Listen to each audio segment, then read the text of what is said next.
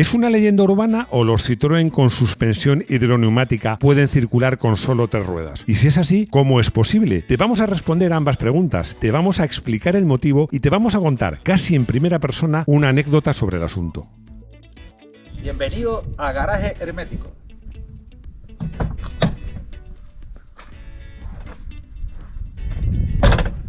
Enciérrate con nosotros.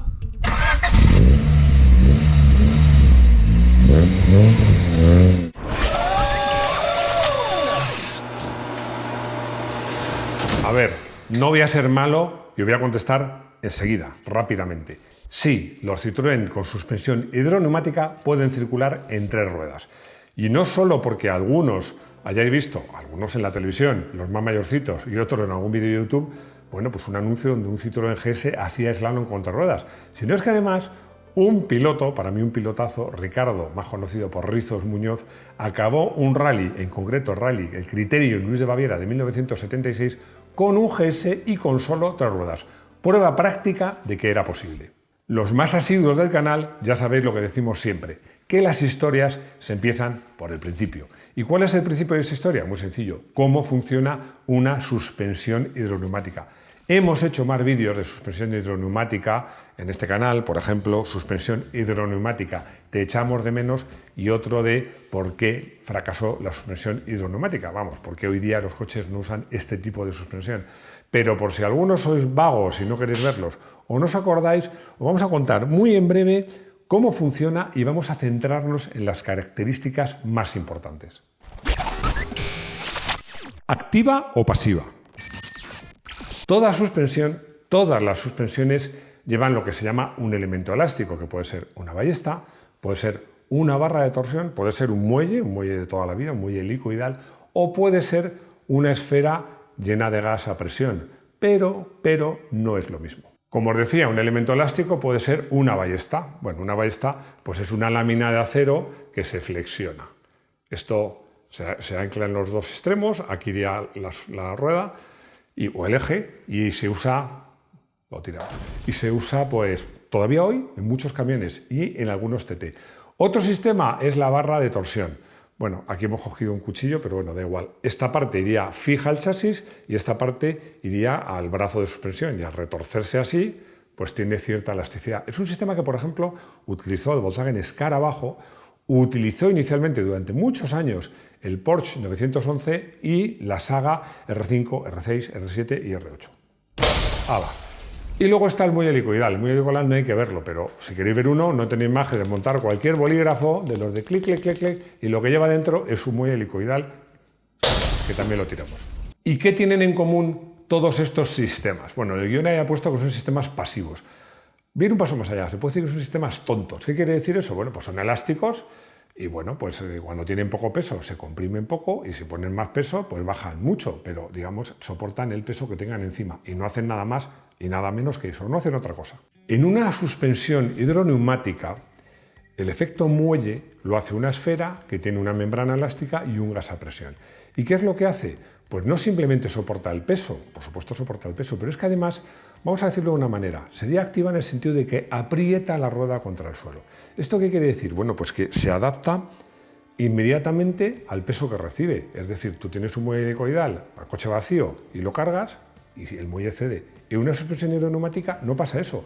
Tú tienes el coche en vacío y tiene una altura. Lo cargas y tiene la misma altura. ¿Qué es lo que pasa? Que metes más presión en la esfera y en el gas. Y ya está, mantiene la altura constante. Esto es una ventaja porque, imaginaos, podemos decir de una manera muy simple. Primero, reacciona rápidamente al peso que soporta y es como tener el muelle adecuado a cada una de las circunstancias. En definitiva, una auténtica maravilla. Y esto consigue que el coche, cada una de las ruedas y cada una de las esferas, empuje la rueda para mantener el coche siempre no solo a la misma altura, sino que además plano. Esto es una grandísima ventaja. Yo os diría que esto es la madre del cordero de muchas ventajas de la suspensión hidroneumática y sobre todo de que puede ir entre ruedas, como veremos luego más adelante. ¿Reparto de peso una trampa? Os decía que sí, es cierto. Un Citroën hidroneumático puede ir entre ruedas, siempre y cuando la que le quites sea la trasera. ¿Por qué? Porque todos estos coches, sin excepción, incluido el deportivo Citroën SM, no solo eran tracción delantera, sino que tenían la mayor parte del peso muy vencido hacia el tren delantero. Además, un reparto de pesos especialmente vencido hacia el tren delantero. Y por eso pueden ir sin una rueda trasera, pero no sin una rueda delantera. Y muchos diréis, ¿y qué pasa si quitamos la rueda delantera? Hombre, que la suspensión trataría de mantener el coche plano, pero como os podéis imaginar, al tener mucho más peso en una rueda que no está, pues finalmente acabaría venciéndose y tocando el buje en el suelo. Aparte de que, por supuesto, al no tener rueda, pues el coche no andaría, porque no tendría tracción, giraría loco el buje del lado que no hay rueda. Y algunos pensaréis, pues vaya, entonces cualquier coche de tracción delantera con mucho peso delante puede ir entre ruedas. Pues no, os equivocáis. Os voy a poner un ejemplo que si queréis lo podéis hacer en casa. Coged una mesa de 4 patas y ponéis muy pegado a 2 patas, por ejemplo, 2 garrafas de agua de estas grandes, de 10 litros. Bueno, da igual. Si quitáis la rueda, perdón, la pata, no la rueda, donde están encima las garrafas, la mesa se caerá y se caerá más violentamente.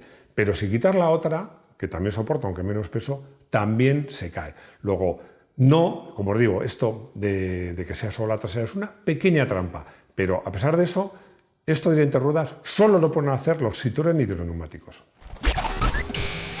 Altura variable, ¿una ventaja? En este caso no hablaremos de una trampa, entre comillas, pero sí de una ventaja. Y es que, como os decía, la suspensión hidroneumática es inteligente, es muy inteligente. Y aparte de mantener la altura constante, te permite otra cosa. Te permite regular la altura de la carrocería sobre el suelo. Esto viene muy bien para superar un obstáculo, te viene muy bien para cambiar rueda y no tener que utilizar el gato, y te viene muy bien para, cuando vas entre ruedas, poder levantar más el coche y tener más margen de seguridad. Si os fijáis, en todos los vídeos que veáis de pruebas donde estos coches van solo entre ruedas, si os fijáis bien, van en la posición que permite el coche más alta de todas.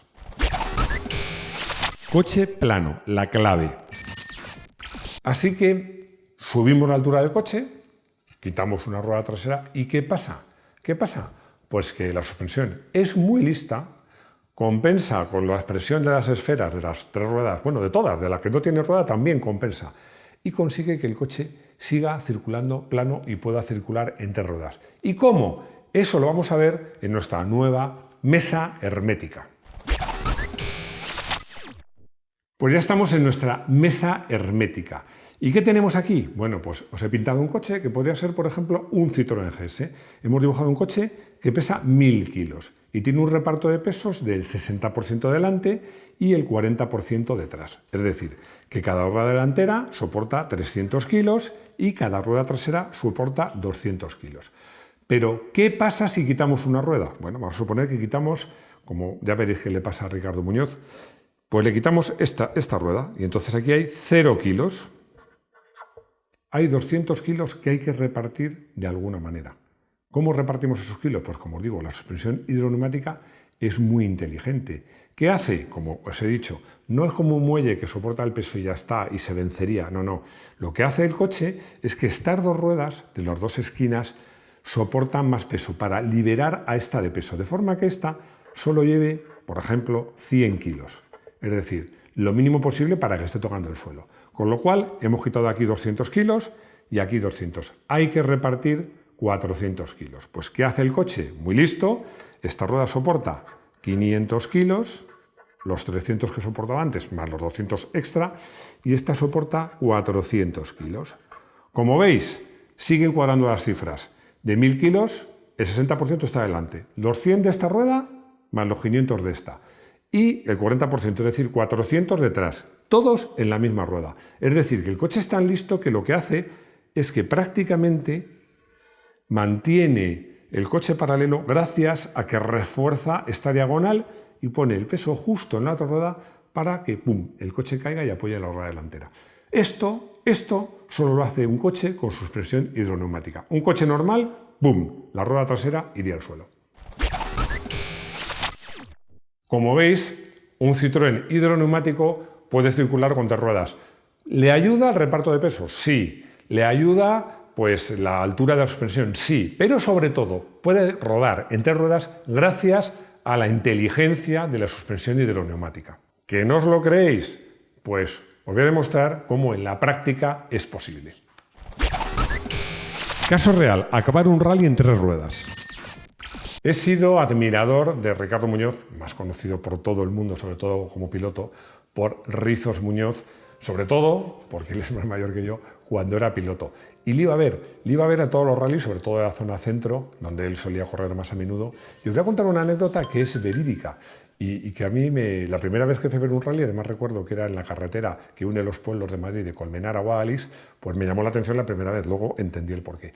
Todo el mundo estaba en las cunetas demasiado cerca de la carretera para ver pasar a los coches. Pasaban el Lancia Stratos de Jorge de Bagration, el Porsche 911 de Mark Echever, los SEAT oficiales, y todo el mundo ahí pegado al borde de la carretera, que yo decía, esta gente, ¿qué valor tiene? Hasta que de repente los coches pasan cada minuto y hacía mucho ruido. De repente no había casi ruido, pero si afinabas el oído, se oía un ruido muy particular. ¿Qué ruido muy particular? Era el ruido de un Citroën GS, que como sabéis era un boxer de 4 cilindros de refrigeración por aire. Era un ruido muy particular. Y en ese momento Ricardo Muñoz corría con un Citroën GS. Bueno, tenía un estilo increíble, muy agresivo, aprovechando lo que era la carretera y lo que no era. Y entonces se corría la voz por las cunetas. ¡Que viene el Rizos! ¡Que viene el Rizos! ¡Que viene el Rizos! Y la gente que había estado pegada a la carretera cuando pasaba un Lancia Stratos se iba 3 o 4 metros hacia atrás para ver pasar a Rizos, que os aseguro era todo un espectáculo. Casi al mismo tiempo que era admirador suyo como piloto, era lector suyo, y luego tuve la fortuna de ser compañero de trabajo y bueno, pues de poder tratarle en persona, porque os aseguro es un pilotazo, ha sido campeón de España de rallies, y yo creo que con unos coches pues, más competitivos hubiera tenido un palmarés aún más amplio. Pero ahora vamos a irnos al Criterium Luis de Baviera de 1976, que era esos rallies que a mí me gustaban mucho porque mezclaban tramos de asfalto y tramos de tierra. Bueno, el Rizos con un GS de 65 caballos iba octavo absoluto del rally, dándolo todo y arriesgando mucho. Arriesgó tanto que en el último tramo, que además creo que se llamaba Monte 89, golpeó de lado contra un árbol y perdió la rueda trasera. Bueno, ¿y qué pasó? Pues muy sencillo, que acabó el tramo y acabó el rally. Bueno, yo he hablado con él, le he llamado por teléfono para pedirle permiso para contar esta anécdota y me ha contado muchos detalles, como por ejemplo que el piloto iba descolgado en la puerta. Me diréis, bueno, eso es trampa. No, es que no iba de paseo el Rizos, iba con 3 ruedas, pero seguía yendo a toda velocidad, sobre todo en las curvas a la derecha, porque había perdido la rueda, si no recuerdo mal, la trasera derecha. Las curvas a la derecha, que tenía 2 ruedas laterales, iban más deprisa que en las otras. El copiloto iba diciendo despacio, y no, despacio no. Pero es que no solo acabaron el tramo, sino que tuvieron que ir al Parque Cerrado de Madrid, que estaba a más de 80 kilómetros.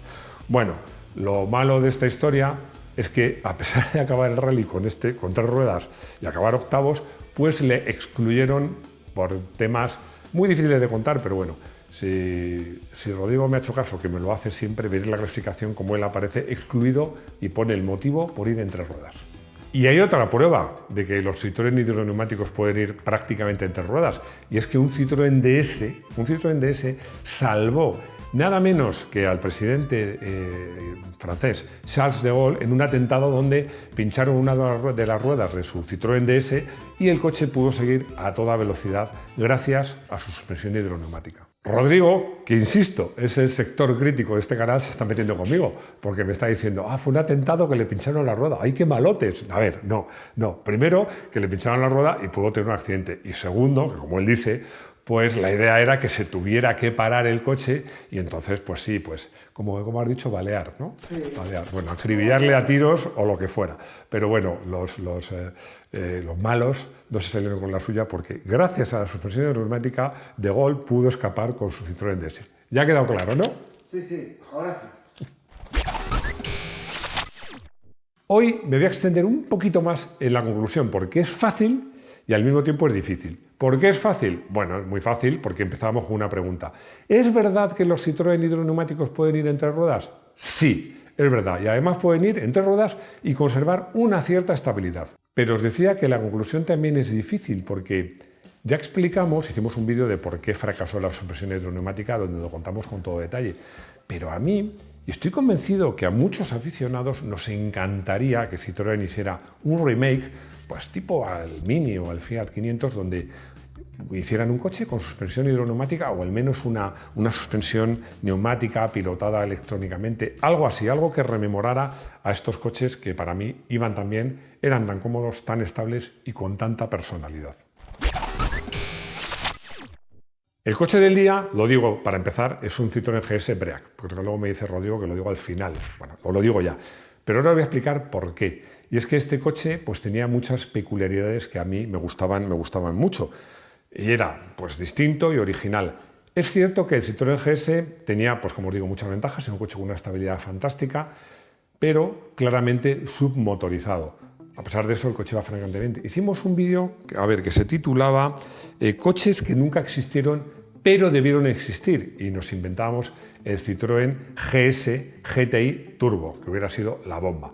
Pero bueno, ¿qué tenía de particular? ¿Por qué he elegido el Break en concreto y no la berlina? Bueno, porque el Break tenía varias ventajas. Uno, que al ser un coche que se podía bajar para cargar y que luego tenía altura constante, pues admitía mucha carga y va muy bien incluso cargado. Dos, porque gracias a su suspensión, en los laterales eran lisos, no había hueco para un muelle helicoidal ni nada de eso, entonces era muy fácil meter los bultos, era más capaz y los podías empujar. Y tres, que la luneta trasera era muy particular porque mordía el techo hacia una curva y eso hacía que el coche, un coche que ya de por sí era distinto y original, fuera todavía más distinto y más original, y me encantaría tener uno.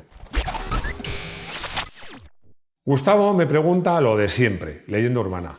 ¿Es que es muy costoso mantener un coche con suspensión hidroneumática? Taxativamente, no.